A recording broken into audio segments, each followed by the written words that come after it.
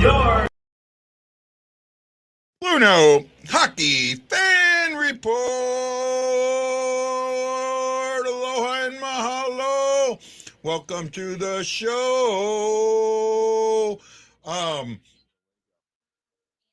Actually, the only thing Dallas needs is a point. Dallas takes the game to overtime, and they're leading 1-0 right now, so it doesn't matter whether Knights lose or not. But we'll get there. Nolan Raymond, hello, sir. Welcome to the show. E is here. Yes, sir. Let's go Blues. And we kind of just covered. I'm not sure who that is. You're probably talking in the, excuse me, GERD attack. Probably talking in the Hawaii Blues fan clan.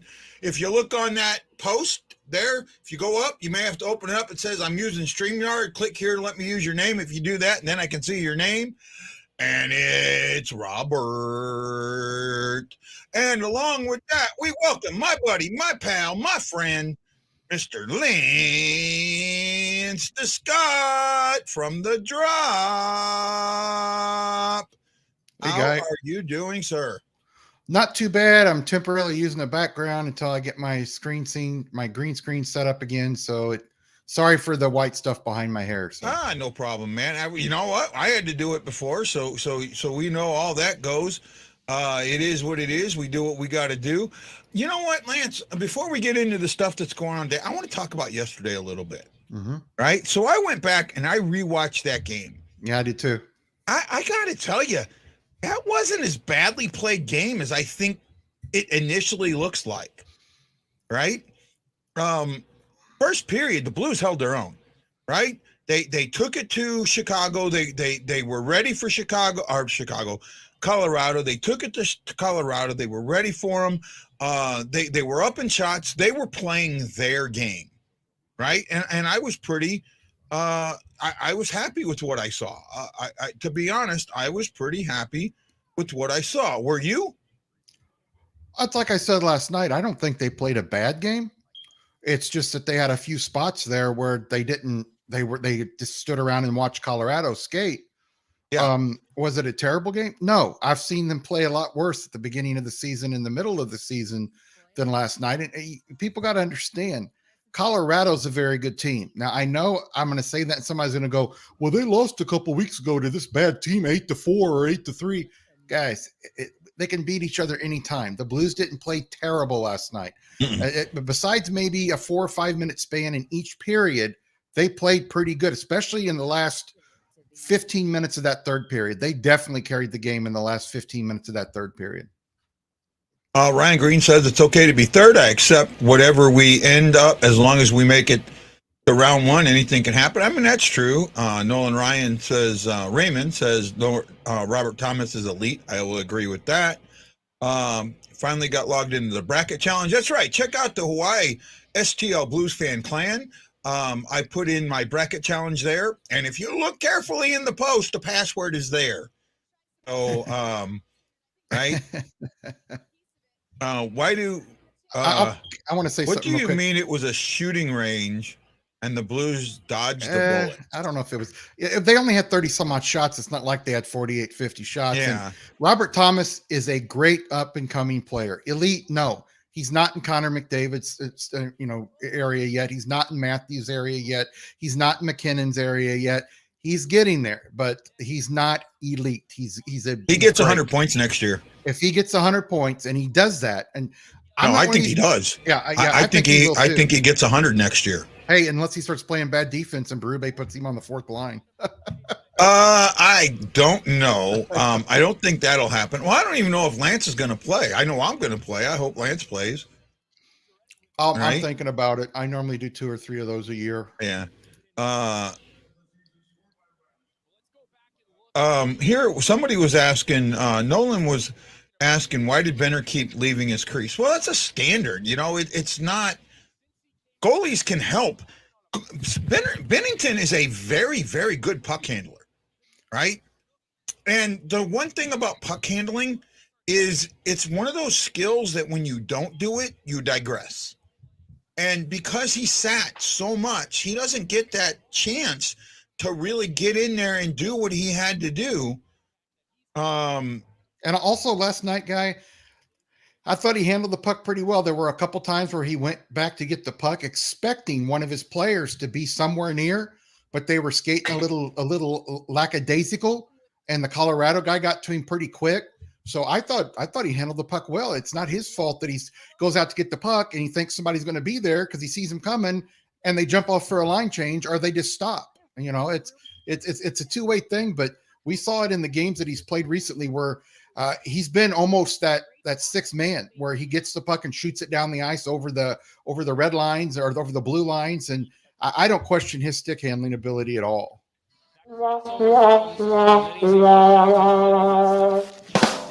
That's for the comment on the board, not you, Lance. Did you see the comment on the board? Mm-hmm. Yeah, that was for that. Nolan says earlier in the season we beat. Yeah, but that was 6 months ago. These are two different teams, right? They're two different teams. You got to remember that. And plus being outshot, back in December, January, whenever it was, has nothing to do with today. And the Blues put a decent amount of shots on, especially in that third period. I mean, what gets me is, and this is sad, Guy, O'Reilly came close to tying it, and then on that face-off, he got the face-off, and instead of somebody coming up towards the puck, two guys went straight to the net. Hardly that's just terrible. Yeah. Not only that, they hit two posts. Yeah, they hit two posts late. They hit two posts. They hit. Vegas just tied the game. It's 1-1, but Dallas was winning last I looked 1-0. Yeah, and I'm going to tell you, a lot of people that could change. Yeah, a lot of people say, "Well, hit the post doesn't mean nothing." In my mind, as a goalie, I hated it when people hit the post. Yeah, did I like the fact that that it saved me? But if they hit the post that close, they beat you basically. Oh yeah, that they were a centimeter off from beating you. And depending on how much it bounces, how it hits, right? Mm-hmm. If it goes up, if it goes way up, then or if it goes way up, I mean, it hits it and goes way up, then they just miss.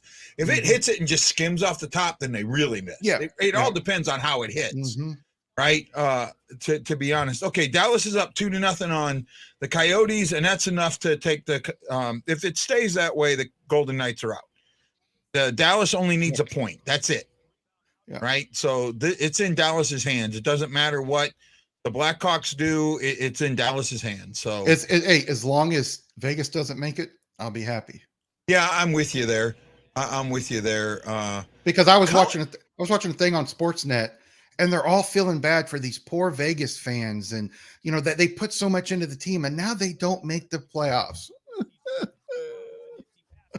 Yeah, I seen that too. I got to check on that. I don't know if that's true. I mean, somewhere there was a stat about the Blues having the most 50-point players, and I think it's than any other Blues team in history. That's what I think too. Yeah, I don't think it's in the league, right? Yeah. I mean, I can go look at that real quick. I mean, it'll take a little bit of finagling, but I don't think that's in the league. And I'm not trying to bang on it, but I think it's Blues teams. I think that in Blues history, the Blues have not been a team that has lots of guys score points. Nope. Right? It's not. And they've never have been. As much as I would wish they were and wish we had, more of this all around, more of these high end teams. The Blues have always been an all around team or a team that had a high guy. Yeah, and we've had players like Pavel Demitra, who was very good. Yeah. We had Pierre Turgeon, who was an assist guy, got a lot of points. We had Hawley, of course. We had Shanahan. We had Federico. Sutter would get some decent amount of points. I mean, not great, but this team has had some scores, but that's not always been their MO. No. So I'm looking at something right now. So the Blues have 1, 2, 3, 4, 5, 6, 7, 8 guys with 50 or more points, going down to O'Reilly at 8th with 55, tied with Perron. I just let me look at who's. What do they have? 4 guys or 3 guys points this season? Do they have 4 guys or 3 guys with 50? Say again. They have 3 guys with 50, not 4. Is it 4? No, they have 8 with 50 points. 1, 2, 3, 4. Who? The Blues? Yeah, 8 guys. Oh, Parashenko has 82. Thomas has 77. Mhm. Bushnevich has 76. Mhm. Kairu is 73. Barbashev has 60. Shin has 56 or 58. Haran and O'Reilly both have 55. So 8 guys have 50 or more points, and they could get a ninth. Saad's 2 points off. Yeah. Actually, and Falk's I 3 points off. Yeah, I think you're right though. I understand what Matt Malo's saying, but I think that it's any Blues team. It's because I think some of them Oilers teams in the 80s had more than 8 guys that had 50 No, points. I think it's this season. Okay, this season. I think they're looking at this season, and I'm All looking at it right now. Well, Carolina, 1, 2, 3, 4. Carolina's only got 5. What about Edmonton? Edmonton. I'm trying to think of teams. Edmonton. Toronto may have 5 or 6. I'm checking now. Just give me a second. I mean, I got to do it one. Oh, wow, that's a shock. Well, there's how you stop Edmonton. They have 3. I mean, Hit might be right. The Blues might have more 50-goal scorers than any other team this season, and that just means they have really good. No. Colorado has 8. Mm-hmm. Rantanen has 91. McKinnon 88. Mm-hmm. Kadri 85. Makar 85. They've got 4 guys above 80. Yeah. Burkowski 60. Landeskog 59, and he's been out. He's only played 51 games. Yeah. Can you imagine that 51 games and 69 points? I know. 59. 59 points? That's a lot. Tays has 57, and Nikrushkin has 52. Let's see who else is up there in points. Well, you said Toronto. Yeah, as you look at that, you know, I know that Matty C and a few other people think that the East is so much stronger. Well, I think offensive wise, the West, especially the Central, is stacked full of offensive teams. Yeah, they are. So Toronto has 7. Right, with Matthews having 106 points. God, if he doesn't get, I'm sorry, if he doesn't get the Hart, that's a robbery. I'm sorry, that right there, 60 goals hasn't been done in a decade, and then he's got his team in second, second, and he's got 106 points, and he set the record for most goals by a Toronto player, and they've been in the league since Noah was our Moby Dick was a minnow and Noah was a deck seaman. Yeah, that's he deserves that. Yeah, he's played really great this year, and I knew once he matured, he'd get to be a 50-60 goal guy, and that's just the way he's going to be unless injuries get to him. Right. The Caps only have 4. Who's another team that's got Florida? That's one I haven't looked. Florida might. They don't.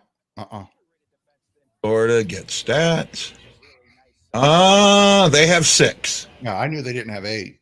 They have 6. Well, they can have 8. Bennett and Marchment are both at 47. Yeah, but there's only they only have 1 game left or 2? They might have 2. Jonathan Huberdeau. No, see, everyone's talking about Huberdeau being the Hart guy. Nope. 30 goals, 85 assists. No. Nope. That right there. I'll take goals over assists. Now I know an assist means somebody got a goal. He didn't score the goal. He set it up. And how many of those are secondary assists? Yeah. That's one thing I wish they would put in here. Yeah, me too. Secondary ones. Yeah. I wish they would do goals, primary, PAs, and SAs. Yep. Mm-hmm. Right? And count them all as 1 point. Yeah. But I'd like to know how many were primary assists and how many were secondary assists. Yeah. Right? Because I think, to be honest, the secondary assist in a lot of cases shouldn't be a secondary assist. Like Robert Thomas's. Now, look, I'm glad he got it. I'm glad the Blues argued for it. But winning a faceoff, and that was barely winning a faceoff, getting it to Tarasenko, that really wasn't an assist. Tarasenko fought for the puck to get it out to Falk. Right? Yeah. Did you see on I can't remember if it was Sportsnet or NHL.com, NHL TV. Yeah. Somebody actually said, I can't remember who it was, either yesterday or late last night or early this morning, said that the Blues called the league office and begged like little babies to get Thomas's point. No, I don't think they begged like little babies, but I think that they had They just said they take had a a look at it. legitimate case. Yeah, just take a look at it. Right. And people, I'm going to tell you something. The It league happens all the time. Yeah, and the league during each game they mess up sometimes, but after each game they look it back over, not just once but more than once, and they decide, okay, this guy shouldn't have got an assist, this guy should have got an assist, so on and so forth. It gets changed all the time. Well, you know what? Looking at it, St. Louis and Colorado both have 8 guys with 50 points. Can you imagine, Guy, if the Blues get to Colorado, there's going to be 16 guys at least on the ice that have 50 plus points. How many times has that happened? Oh yeah, I mean, where are we at right now? Okay, I'm trying to get back to because I was looking at that. Yeah. I knew I talked crap about O'Reilly last night. Then he goes and gets 2 points. Figures. Vegas is done, possibly. It was all part of your strategy, Big Bob. In the league this year, well, they're tied. They're tied with Colorado, and I looked it up, so I wanted to make sure. Does anyone hate Vegas? We don't hate Vegas. It's not hating Vegas. Go ahead, Lance. I'm sorry. Oh, it's all right. I love the fact that city embraced the hockey team the way that they did. But the reason that some people are very happy, like not happy, but I'm glad to see the fan base have to suffer through it. And they really didn't play terrible this year. They're just going to step out of the playoffs barely. I think before a crowd and a fan base can be called the best in the league, like people have been calling Vegas the best in the league for 4 or 5 years. Yeah. You've got to go through some adversity. It's like the Cubs. You know, am I a Cub fan? No. But look at all the years those people packed that ball, and they didn't win anything. That's why Guy and I both feel the fan base needs to learn what it's like not to lose. Yep. I'm with you. Lots of there are teams like Toronto that have legit fans who do anything to go to a game or make their lives around hockey, and Vegas gets it's so sad they didn't make it talk. Eichel is elite. No, I disagree with that. And hey, Eichel is a cancer. Eichel is an absolute cancer. Well, real quick, I'm going to tell you one story, and I'm going to talk about Canada after that. I told people that Ryan O'Reilly and Eichel didn't get along. When they asked Ryan O'Reilly about Eichel, I think it was last year, let's just say he was very political, say he was a good teammate, or didn't say he was a great teammate. He had a very political answer, because I told people before O'Reilly got here that Eichel wanted O'Reilly gone, because Eichel wanted to be the man. He's gotten a couple coaches fired, and Vegas, good luck with him. And the thing about Canada, those people eat, drink, and breathe hockey like Guy and I do. I mean, I used to go up there on business trips, people, and I'd be at a bar and we start talking hockey, and people are like, "Do you play?" I'm like, "Yeah." This is before I had my stroke. "Yeah, I play." "What do you play?" "Goalie." "Hey, we got some extra pads. We're going to be over at the pond later on tonight. We got lights and everything. You want to come and play with us?" I bet I was asked at least 4 or 5 times every time I went up there in the winter to go play hockey with people that I never knew before meeting them. They love it up there. I need to find a job that gets me travel to Canada. I really do. So if you know somebody that wants to hire a beat up Navy vet to travel and kind of sort of do a job, let me know. PTSD and all that. I'm sorry, Beast. Your guys. I mean, Beast. Let me say this. I love how passionate you are. I really do. But you're all way off base, right? Beast. I'll say something real quick. Those are all very good players. Stone's very good. I like Pacioretty out of all 3 of them. I think Pacioretty's actually the best. But guys, this is why I say Thomas isn't elite right now. Hold on. To me, before you go on, you know how much money's tied up in those 3 names? Oh, probably about 40 million. About 35 million, and you got another 9 in Eichel. God, I can't even think of his name now. Eichel's 10. No, our guy. Pietrangelo, 8.8. Pietrangelo, I couldn't even think of his name. You've got 40 mil, 42 mil. You got over half your salary cap. Yeah, and tied up in 4 guys. And Beast, you cannot win like that. Elite. I'm going to tell you who's elite in this league right now. To me, when I think of elite, that's a very small group.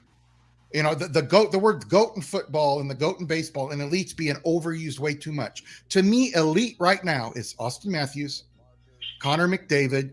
Close to it is Dry Saddle. Close to it, you know, you could maybe put a Blues guy in there. And close Tarasenko is elite in a way, not he's elite in a different way. There's things Tarasenko does that doesn't show on the scorecard. He's an elite two-way player. Oh yeah. But this stuff about, you know, I see it all the time, and you see it, and Ashley, you see it. Oh, I think that Jordan Kyrie's elite. No, he hasn't played long enough to be elite. You know, it's like people were crowning Matthews as the best ever. In fact, I had an argument with somebody today saying that Matthews is the best scorer and best hockey player of all time in Canada. I said, are you smoking crack? And then they tried to tell me that guys like Maurice Richard, Guy Lafleur, Gretzky, all them guys like that they couldn't play in today's game. I got three things for you. And in today's game, if they had no two-line offsides, if there was no clutching and grabbing, no cross-checking like they had in the 60s, 70s, 80s, and mid-90s, those guys would tear this league apart. Oh, yeah. Oh, yeah. I'm with you there. Beast Draisaitl is not elite. Nope. He's good. He's on the edge of elite. Yeah, he's that step down. He's close. I'll give you that. I think if he doesn't play on a team with McDavid, he doesn't put up the numbers. He doesn't. He doesn't. Right. So the Blackhawks are up 2-1 on the Golden Knights, and the Stars are up 2-0 on Coyotes, and both of those games are at the end of the first. Hey, Ashley, how you doing? Good. How are you? Not bad. So you said that you thought it was 40 points. We have the most 40-point scorers. 40 goals, 40-point scorers. I don't know. I think Colorado is with the, nope. They drop off after they hit the 50. Like the next closest one after their 8 is in like the 30 range. So the Blues have 11 players above 40. Okay, I can see that. But players above 50, they're tied with us. Yes. And they do drop off because Newhook, the guy that Vince, the story so far, Vince told us was absolutely going to be a superstar in this league and win the Calder, has 33 points. Mm-hmm. Right, in 70 games. I mean, that's still impressive, but not elite. Yeah, well, I mean, that's kind of hard for a rookie to break out in that team, too. So I can't go off I'm that not too bad. Counting him out yet. He might have a better season next season. Yeah, but he's not winning the Calder, that's for sure. Oh, no. People can call Kyrou elite. They can call McDavid elite before playing one NHL game. No one's called Kyrou elite. Right? Ashley, I'm sending you a message. Okay. Huh? I just sent Ashley a message. Uh-oh.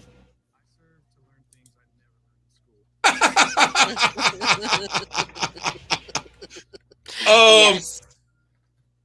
Oh, my goodness. She's got her mother's potty mouth. She sure does. Yeah, she does. What was it she told the ref? That's it right there. No, she said something else better than ref, that. you suck. And, you know. I thought there was a little No. more to It was than that. F you, ref, you suck balls. Oh, I wish you would have gotten a video of that.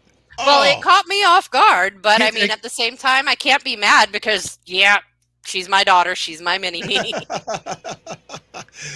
Oh, my God. I got it. You know what? Where is she? Oh, Allie, come here. Her new nickname is Alley Cat. Yep. That's been her nickname her whole life. Okay. Bring Alley Cat in. Bring Alley Cat in. Come on. You're going to be on the show for a second. You're on the show, dear. Come on. Let's get the headset on the head. Yes. Hey, Allie, you got to move over a little bit so we can see you, girl. There we go. Hello. Oh, you're wearing a 90s shirt. So, Allie, your mom told us a story about you when you went to the hockey game. Do you remember this? It's what you said about the ref. Do you remember that? Okay. Now, no, go away. I want you to repeat it. I want you to say exactly what you said to the. Oh yeah, you can do it. You put her on the spot. You can do it. Guys. Come on, Allie. This is you got. I'm telling you, my fans will love it. Pretend you're at a hockey game. Yeah. Pretend you're at a hockey game. We're yelling. Just go ahead and pretend that ref just took a goal away from the Blues. I will allow it. Yeah. Go. Okay. Fuck you, ref. You suck balls. Oh my goodness, she did it. Oh, you know what's great about that is the way she extended balls. Yes. Oh, No, Matt, it was don't me. get mad at her. I'm sorry, Ashley. No, I'm not mad at her. I'm not. She's like, no, I'm going to get in so much trouble. Actually, I cuss up a storm, buddy. You don't watch me watch a hockey game. There's a reason why I don't do the live reactions. Look, it's not that I don't cuss. It's not that I don't cuss. Okay, it's I want to have. I want to do this professionally, and if that's all I'm known for, it's never. I'm never going to get anywhere, right? And so I try and maintain a bit of decorum.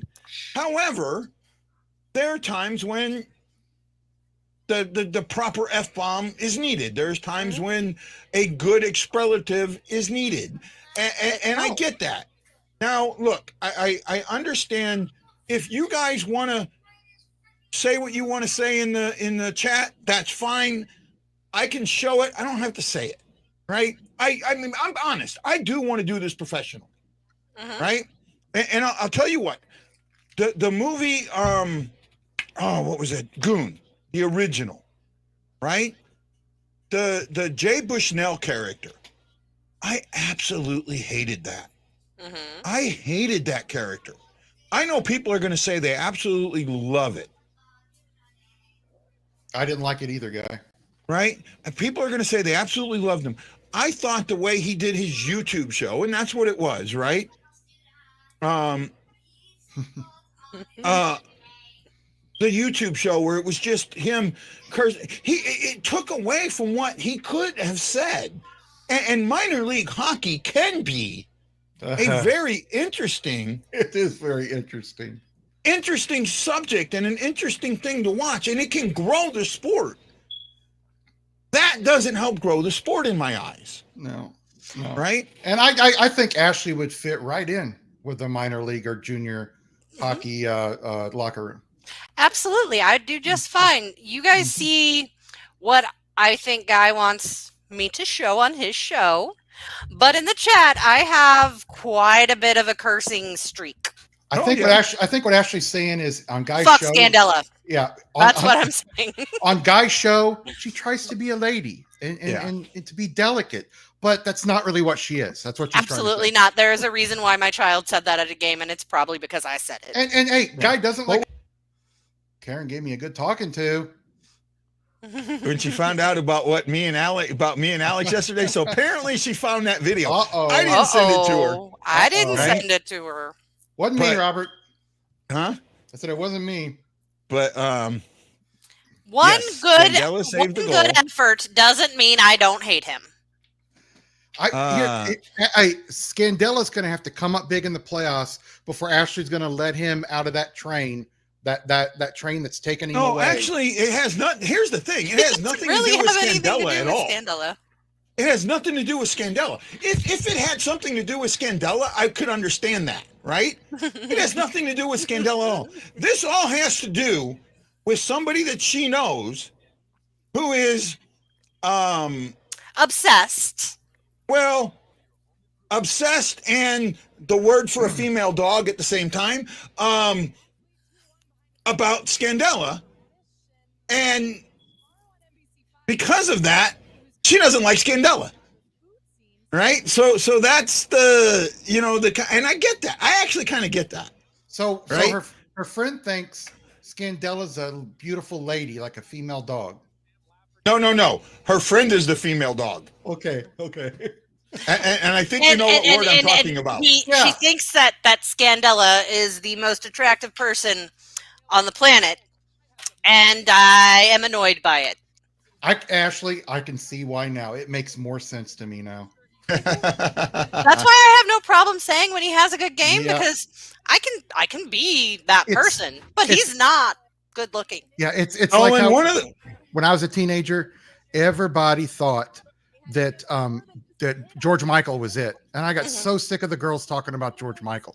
It made me sick to a dog. And I said, he's gay. No, he's not. I said, you'll wait. And when he come out of the closet, they're like, how did you know? I said, come on, ladies. But they still loved him. Oh, yeah. Laddie, if you could get her a signed stick, I would think she'd like it. Yeah, absolutely. I would take one. Yeah. The ref comment, Vladdy, come on the show. Absolutely, man. We would love to have. And I will tease this. There is a 0.00001% chance that Vladimir Tereshchenko will be on the show during the offseason. Well, Guy, we have to be positive. That's better than the 100% chance that he wasn't coming on before. So we've got to keep our hopes up. Yes, we do. I have reached out to him and he has responded, and I will just say that there's a very, very small chance.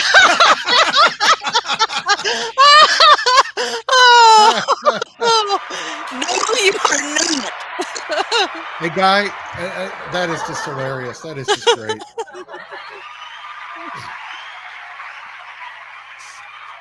I bet poor Allie thinks she's in her bedroom right now thinking, I wonder if Mom's really going to be mad at me. She says she's not, but I bet she already asked me, am I in trouble? And I was like, no, I gave you the headset.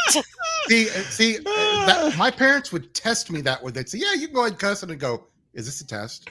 Can I really do it? No, she can do it. I've learned something. When someone says it's not a test, it's absolutely a freaking test. Yes, it is. I learned that in psychology. That's right. You know, the one thing that I've learned in life, and I've learned this so directly. The one thing, when someone says this phrase, they absolutely mean the opposite of it. It's nothing personal. It is absolutely. Or you wouldn't be saying it. Mm-hmm. Exactly, because if it had nothing to do personal, that thought process would have never been in your mind, right?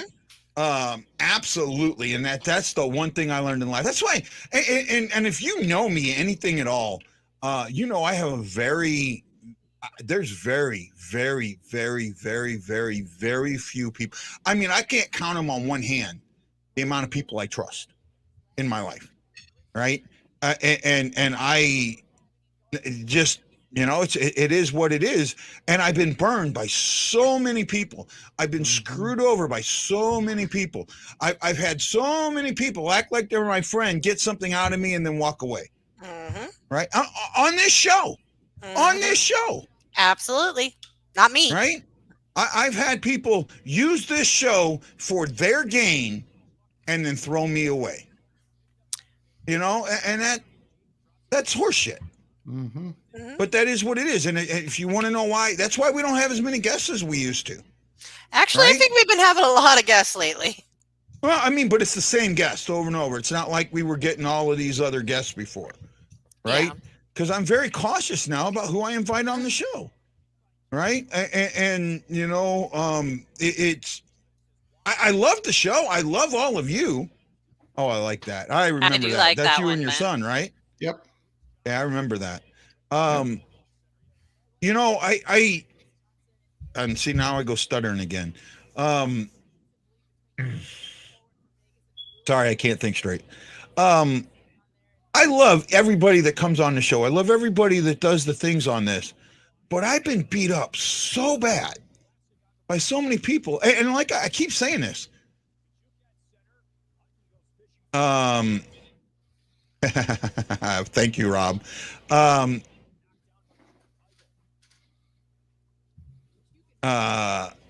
just lost my train of voice. Oh, forget it. All right. I'll keep doing what I can to make this show good. I want to do this professionally. I absolutely do. Right. And guys, if you think I'm good enough, great. If you don't, great. That I'm still not sold there. Right? I'm not completely sold there.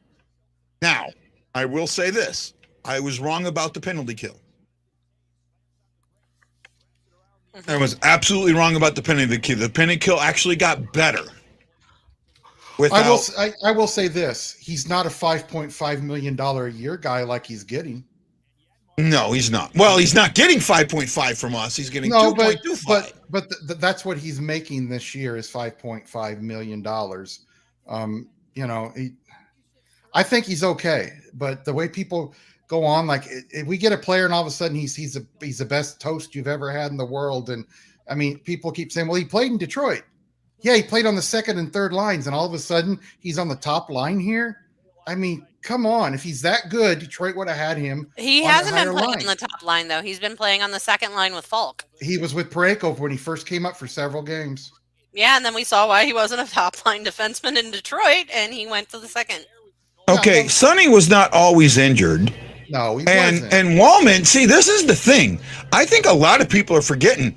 Wallman, prior to this season, last season, we were screaming Mikkola. Put Mikkola in, put Mikkola in, put Mikkola in. Wallman got all the reps last season. Mikkola came in this year and played above what, I mean, he played better than we thought. Mm-hmm. And because of that, that put Wallman to where he ended up being the seventh defenseman. But Wallman's not a bad defenseman. Our defensemen, in and of themselves, are pretty decent. Who's doing the knocking thing? Is that me? No, it wasn't me. Wasn't me. Oh, okay. I don't know if it's coming from my mic or not. I don't think so. But our defensive core overall are very, very good. They're more offensive than defense, and that's a thing. But it's our defensive play all around, not just the defensemen themselves, that needs to be fixed. And I'll tell you something. We talked about this a little bit before you came on. I went and rewatched that game last night, and I got to tell you, that wasn't as bad as what I thought, right? It was not bad as what I thought. There were some really good play that got covered. Now, the second period, you want to know why we lost that game? We took 4 shots in the second period. That's why, right? I had Wendy and Ian from Minnesota, the Minnesota Wild fan, on yesterday, and they're going on and on about how great Minnesota is at coming back. Mm-hmm. And I'm going, man, something don't seem right about that. I went and looked it up. Minnesota has, and let's see if I still have that stat up. I might. No, I don't. I got to pull it up on something else. Give me a second.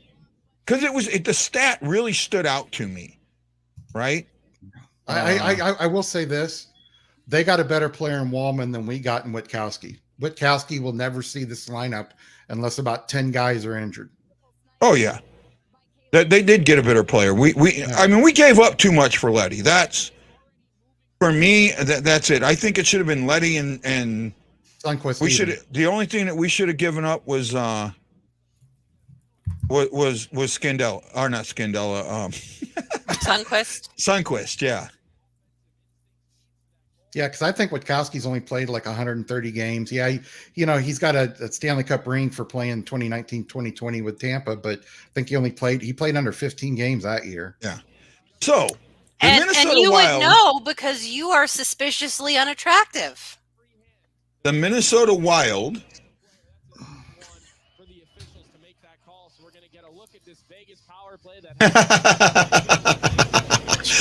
Oh my goodness. The Minnesota Wild have 24 come from behind wins. They have 15 1 goals, 8 from 2 goals, and 1 from 3 goals.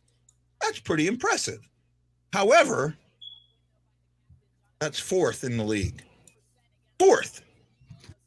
The question about how old Witkowski is, he's born in 1990, so he'll be 32 this year. Yeah, he's in his 30s. I knew that. The best come from behind team this year is the Florida Panthers. They have 29 come from behind wins, 20 from a 1 goal, 4 from a 2 goal, and 5 from a 3 goal. And that's the best in the league, right? Number 2, surprisingly, is the New York Rangers. They've come from behind 26 times, 22 from a 1 goal, 4 from a 2 goal, and none from a 3 goal. Who's in third? The Blues. The Blues, with 25 come from behind wins, 20 from a 1-goal, 4 from a 2-goal, and 1 from a 3-goal. We're just as good at coming back as they are. Mm-hmm. So it doesn't matter if they get it. I mean, they talk, well, if we get that lead, we can come back in the third period and that. Well, that's the one spot where they were right. In the third period, Minnesota has 10 come from behind wins, 8 from 1 goal and 2 from a 2-goal. The Blues have not been a great third period come from behind team, only having 5. So when you look at that, the Blues, I mean, they're like way down at the bottom. They're 22nd in the league in the third period. But where they come from behind is the first and the second. They give up that first goal, they get it back. They, get behind in the first, they come back in the second. And that's the thing. If they can get ahead in the second, I'm not worried about Minnesota coming back. I don't think they'll be able to. Mm-hmm. Right? And I also think Minnesota has a bigger question in net than we do, right? And both teams have the same issue. Their backups might actually be better than their starters. Yeah, I like this. This is hard for me to remember. 32 years ago, 1970. Wait, that's 1990. Yeah. I have daughters that are approaching 30 now. So, ouch. Ashley is young enough to be my daughter. I don't know about that, Lance. It's close. It's close. I'll put it that way. I think you'd have had to start really young. Well, my wife and I started dating when I was 17. So yeah, I think for Ashley, you'd have to start when you were like 15. When were you born, Ashley? If you don't 85. mind me asking, 85. All right. Well, no, not quite. I'd only been 16. Okay. Yeah, well, I thought you were about my brother's age. 85, I was a junior in high school. Yeah, I was too. Southmore junior in high school. So I have a late birthday. So yeah, I did too. 85, 86, I was a junior. 86, 87, I was a senior. I didn't turn 18 until the August after I graduated in May. Yeah, no, see, I turned 18 before I graduated in December of 80. I turned 18 December of 86, graduated in 87.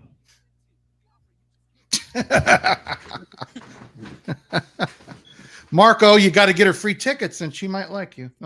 Yeah. This guy, whoever, I wish this guy would reach out to me because this guy's great. That's great. Whoever it is, Marco, come on the show. Come on the show. Well, Morton the real says Marco in 85, I was stand 1. Great, Robert. Oh, thank you. That means he's 37. It's like Ian was saying the other day, they're the best 6 and 5, but the question is why they always have to play 6 on 5. Yeah, I mean, they can be the best 6 on 5. I don't think that you're going to get 6 on 5 in the playoffs. And if you do, I don't think the Blues are giving that goal up. What about your belief that Husso is crap? I do not believe that Husso is crap.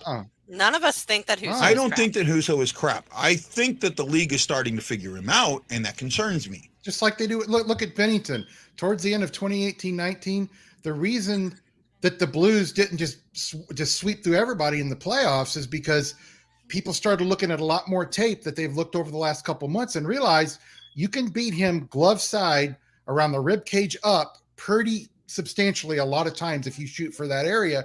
Guys, there's so much film out there on people. I mean, it's just these people look at this and try to find weaknesses. Why do you think people keep shooting between the legs? Because they know he has a tendency not to put his stick down when he goes down. People are figuring out Husso. Is he terrible? No. Is he better than Bennington? I still don't think so. I don't think he's better than Bennington either.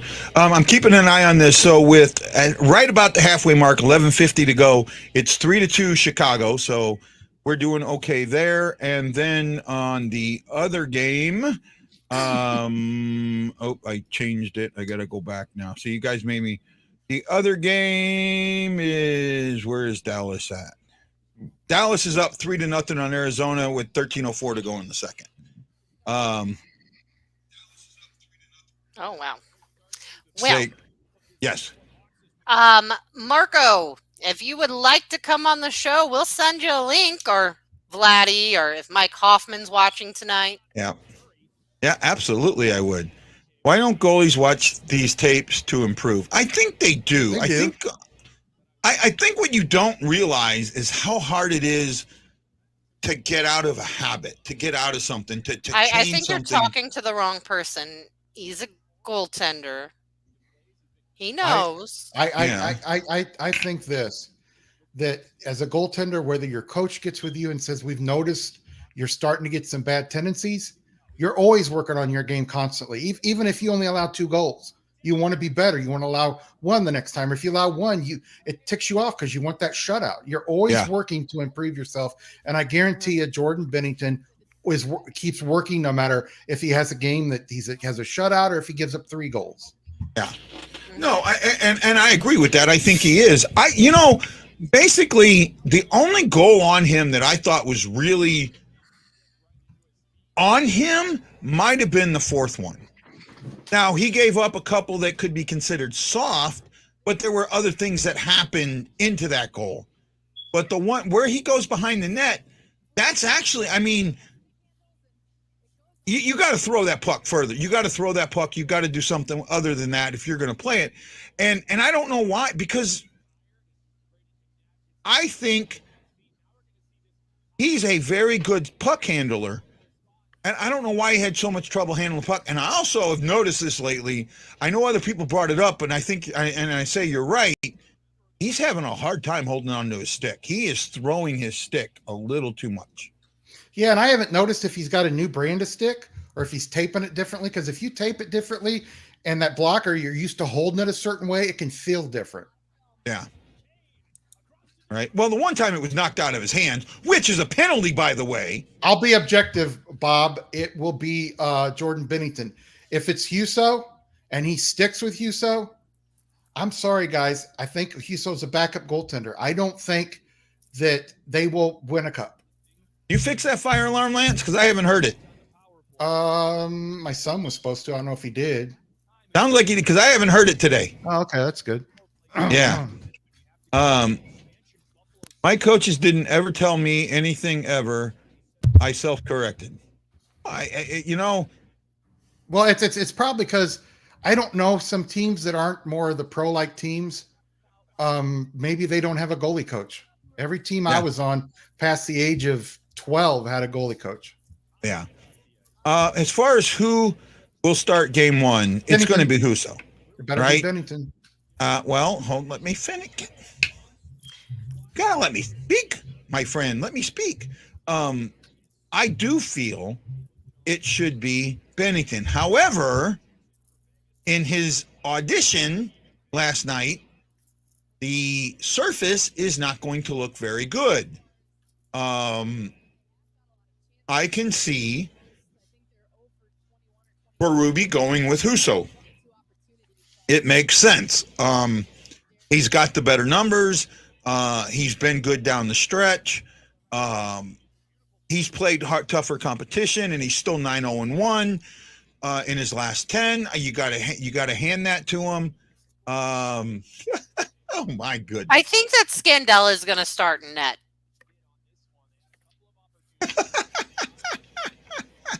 He's making some pretty good saves.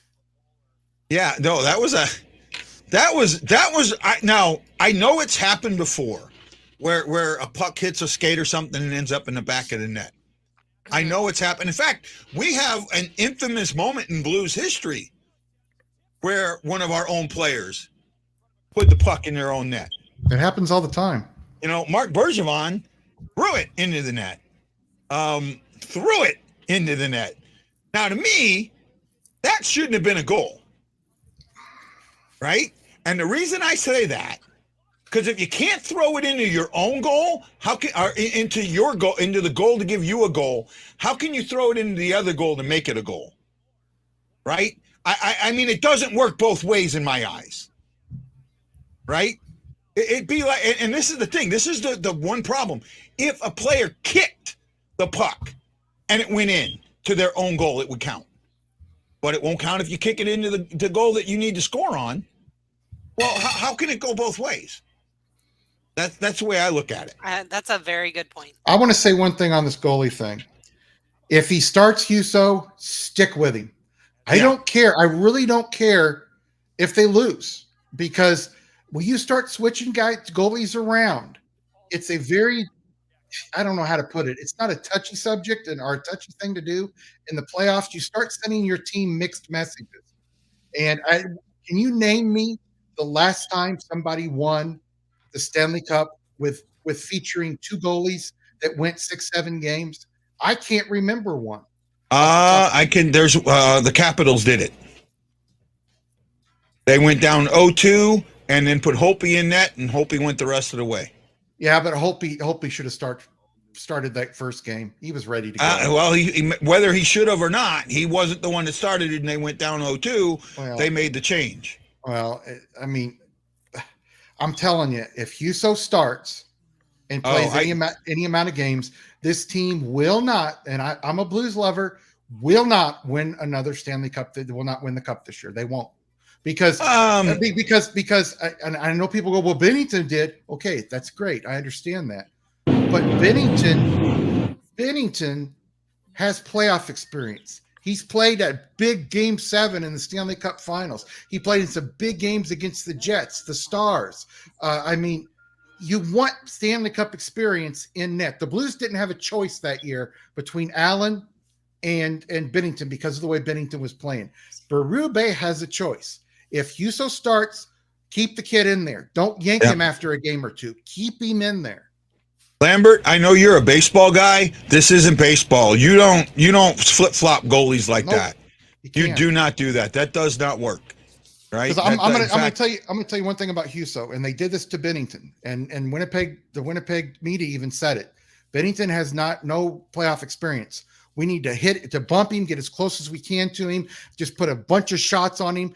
And if Huso's in net, people are going to think that. If Bennington's in net, they might think that, but they're also going to go, this is a Stanley Cup winning goalie. I mean, there's a lot of different ways to look at it. Like I said, I don't hate Huso. Just please don't have the goalie carousel. Yeah, I'm with you.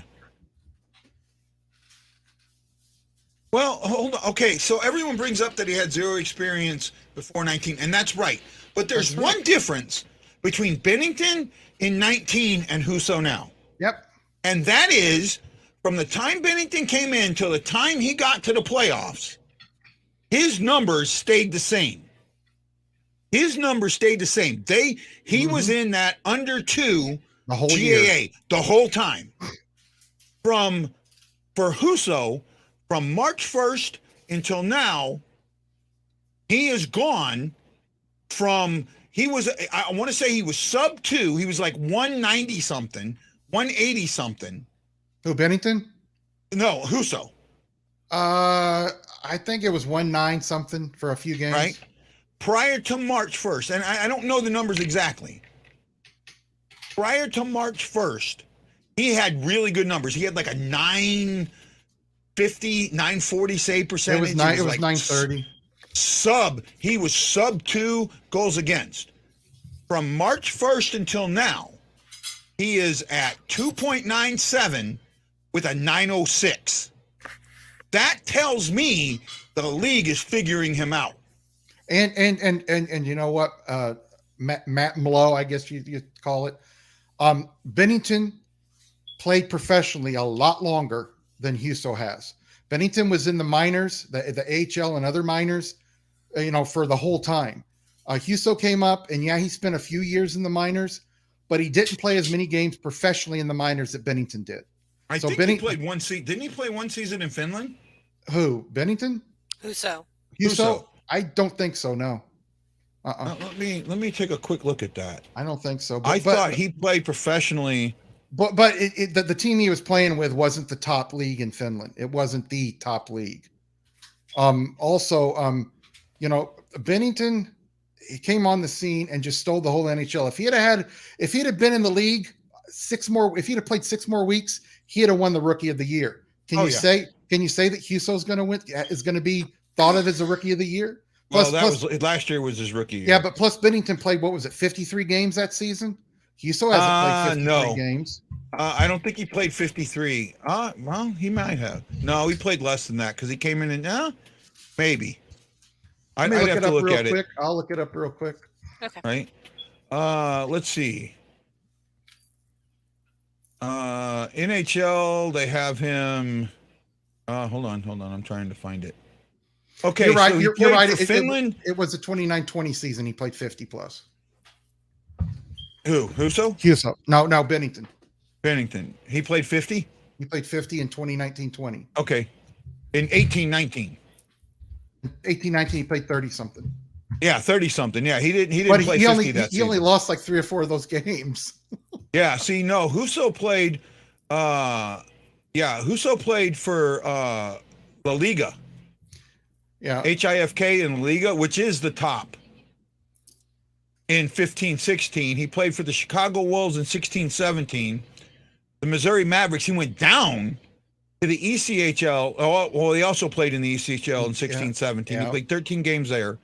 He played international with Finland in the World Cup and international play. He had 10 games internet for Finland there. And then he played 38 for the Rampage in 17-18, 27 in 18-19, and 42 in 19-20. And let's go take a look at Bennington. And that's really not a lot. But I do consider La Liga the top Czech league, our Finnish league. I didn't think he was playing in the East Coast League when we brought Benner up. I thought he was injured when we brought. He was injured when we brought Bennington. Oh, he was up. injured. Yeah. Yeah, but Guy, he only played 10 games for them. It's not like he played, a ton of games that year for him. He's got professional experience, but Guy, I'm going to tell you, the professional experience over there is somewhat like the AHL, but there are a lot of players that aren't even close to AHL level in some of those leagues. Yeah, Bennington, they don't show everything. Like they have a blank in here. They have him with the Wolves at age 20 and the Kalamazoo Wings playing 41 game for the Wolves at age 20, 13, 14, 40 games for Kalamazoo Wings. In 14-15, he played for the Chicago Wolves, AHL for 45 games. And then they break it. They don't have anything until 2017, 2018, 24 games for the Providence Bruins. There might be some other leagues he played 28. He played 28 games in 2017-18. No, this is with. I'm looking at Providence Bruins website. Right? Okay, yeah. I think that's just 24 age 24 season. Yeah. So they have like 3 seasons where they don't show what he did. Yeah. So that's Hockey Reference, and it could be that he was. I know one of those he played for Boston's minor league team. Mm-hmm. Right, and that's they don't have when he played for. When we had the who was the team we had before they. Oh, the last team we had, Houston, wasn't it? The Arrows or the San Antonio Rampage. San Antonio, yeah, San Antonio. So they don't have the San Antonio stuff here. So I don't know there. I'd have to look something else up. I'll find it. I got it somewhere. Yeah. Let's see here. Let's go here. Okay, here we got it.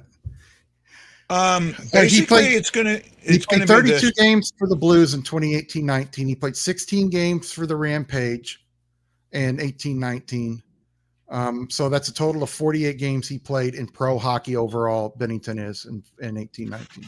Okay.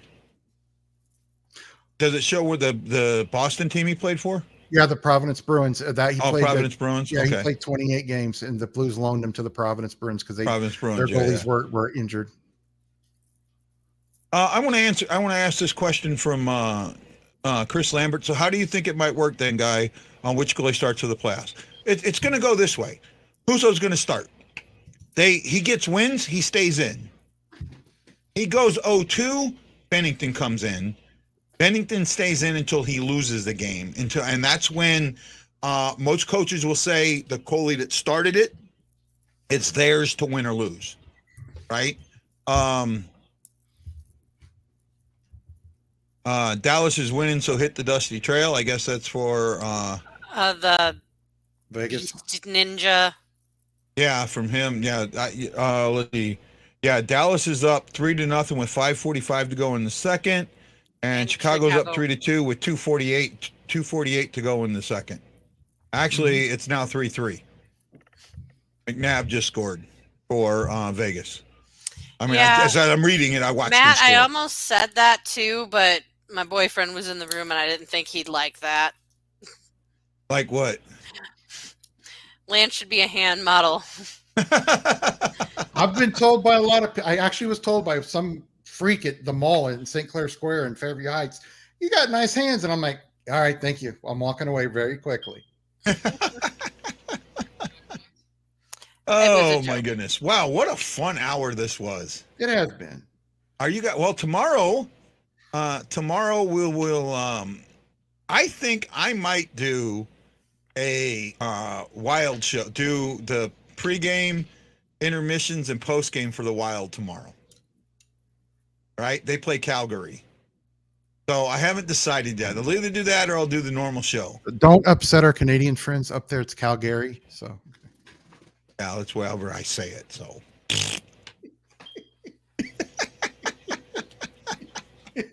oh my goodness. The Wild have to win their last two. Well, actually, that's not true. They need 3 points. Right? They need 3 points. If they get an overtime loss against Calgary or against if they get an overtime loss against Calgary, they can win against Colorado. They have to get 3 points, and that's it, and we need to get 2, right? I think we're beating Vegas. I think Vegas is going to put it all into tonight and find out that they're still going nowhere. And it's going to take a lot of wind out of their sails. They do get a day off. Winnipeg or Minnesota plays Calgary and Colorado back to back. You're not winning both those. No, from what I heard, they're going to rest some players. Minnesota is. They're not going to. I think you just can't win them both. No, I just don't think you can. And you can't. Right? It'd be nice, for them. It'd be nice. I just don't think. And yes, I know that home ice, in more or less, a lot of people feel it doesn't mean anything. I would like home ice to start this. To get that 1-1 or that 2-0 and go in there and take a little bit of the wind out of the sails of Minnesota. Well, because that's what we did at the Winter Classic. I think if you really want home ice and if you want to be 100% sure, you've got a refrigerator freezer in there. Go and open it up, put some in a glass, and I think that's the only home ice you're going to be seeing. So.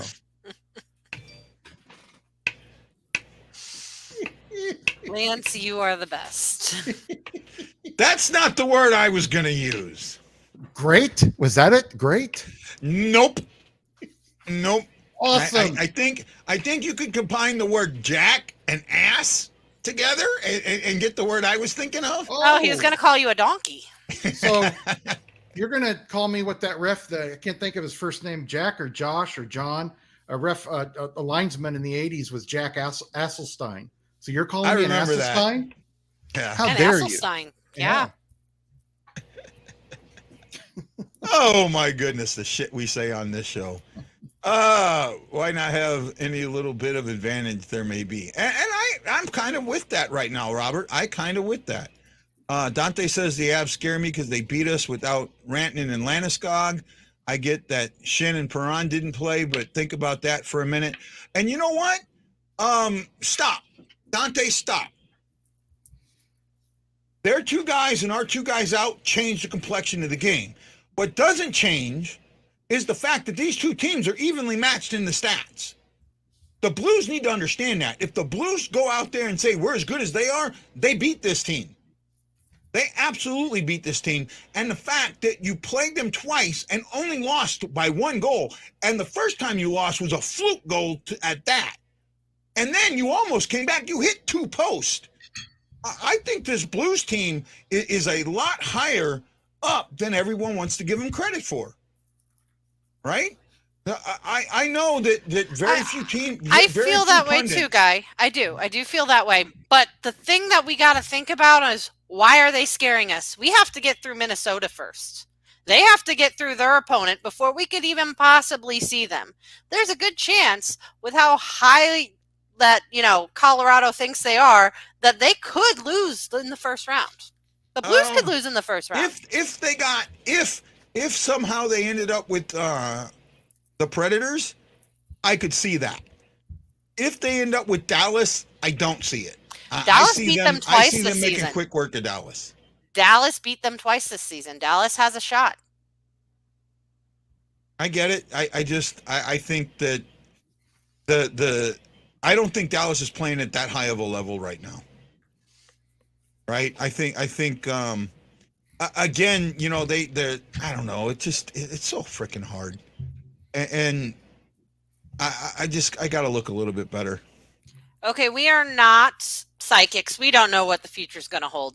There is a possibility that Minnesota does beat the Blues. Now, I don't want to think that way, but we can't count our, chickens before they're hatched. One game at a time. Yeah, one game at a time. Okay, guys, we're a little over an hour, almost at an hour and 10 minutes, so I'm going to call it a day here. Look for me either doing, I don't know yet. I want to think about it. I think I might go on for the Wild. I might let Ian know and do that and do some pregame shows and that, because I think that's going to be an interesting game, right? I think it's, and especially, I think it's at home too. I think it's in Minnesota, right? Yes, he is. So he is. I like him. He is impressive.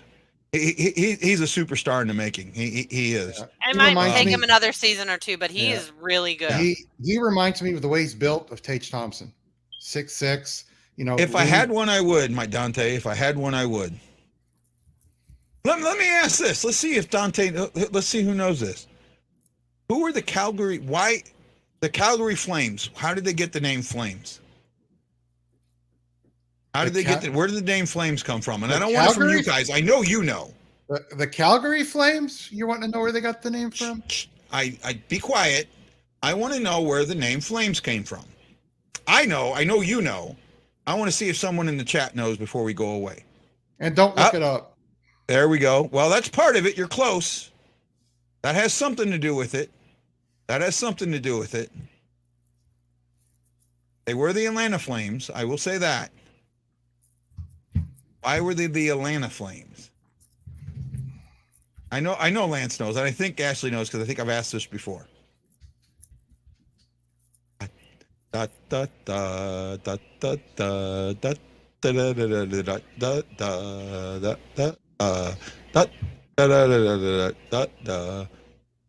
very good, huh?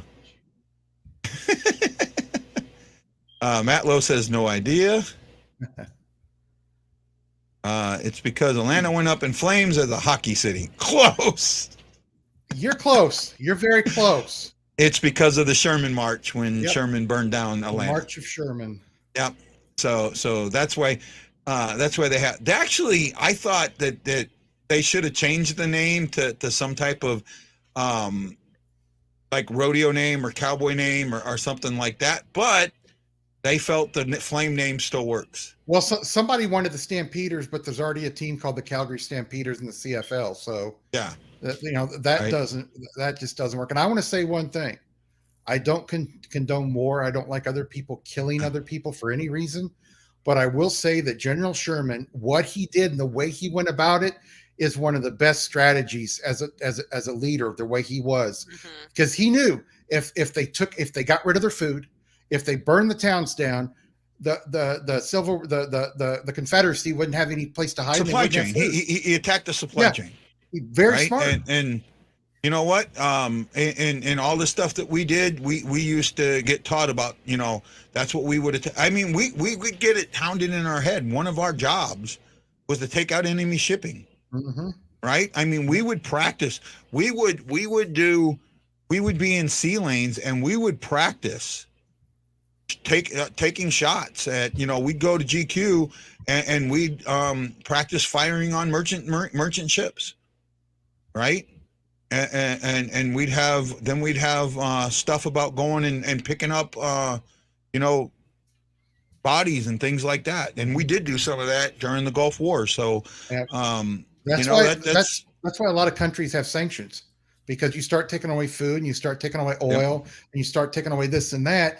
They may be able to stand for a while, but unless one of their allies who's strong comes and bails them out, they're done. It's just a matter of time. Tom Clancy's first book, and I can't remember the name of it now. It was never made into a movie, and it wasn't a Jack Ryan book, but it talked about how Russia Uh-oh, I lost Ashley. No, she said she had to go. Okay. Yeah, we're running late anyways. Yeah. Excuse me. How Russia ended up attacking the West starting World War III because a refinery got hit, and that refinery got hit, and they were in a really bad position when it came to fuel. I can't remember the name of the book. It was I can see the cover of it. Yeah, I can see the cover of it. Yeah, read something. It's on the tip of my tongue. I just can't remember it. Red Storm Rising. Mm-hmm. I think that's it. Red Storm Rising. I can't believe I remembered. I read that book 30 years ago. It was neat. I loved before we go. I mean, I loved reading techno thrillers. Right. Yep. I would read books, and it would be talking about the ship I was on at the time. Right. There was one book out there that talked about the USS Yorktown when I was on it. You know, there was another book talking about the Mobile Bay, and in one of them, I think the Yorktown sunk. So. Yeah, that was kind of an interesting read. I think a lot of guys read that. Well, I want to let everybody know real quick. I know I haven't done one of my audio podcasts in a long time. I'm getting one ready to go. So I'll post it and Guy can share it with people. So I just want to let everybody know. Absolutely. Well, guys, I just heard your chirper. I just heard a chirp. I guess we didn't have a 9-volt battery. Yeah, I just heard a chirp. So that's the first time I've heard it, though. So. Yeah, I haven't heard it either until just now. Yeah. Interesting. Well, by the way, and I'll second this, you do look good, man. You look good today. So. Well, I will tell you this. After putting me off for over 2 months, they finally have my first visit with the radiology oncologist ready to go. Okay. So I'm just the worst thing about having cancer is the waiting. That's the worst thing in the world. Yeah. Surgeries, it's not fun, and nobody wants to go through that. But I'm very thankful as of right now, I don't have to do chemo and it's just radiation. So, yeah, well, we're hoping that you get through this the best, man. Thank you. Okay, guys, this is Guy the Wild Blues fan and Lance the Scott from the Drop saying aloha mahalo, and we'll see you tomorrow on the Blue Note Fan Report.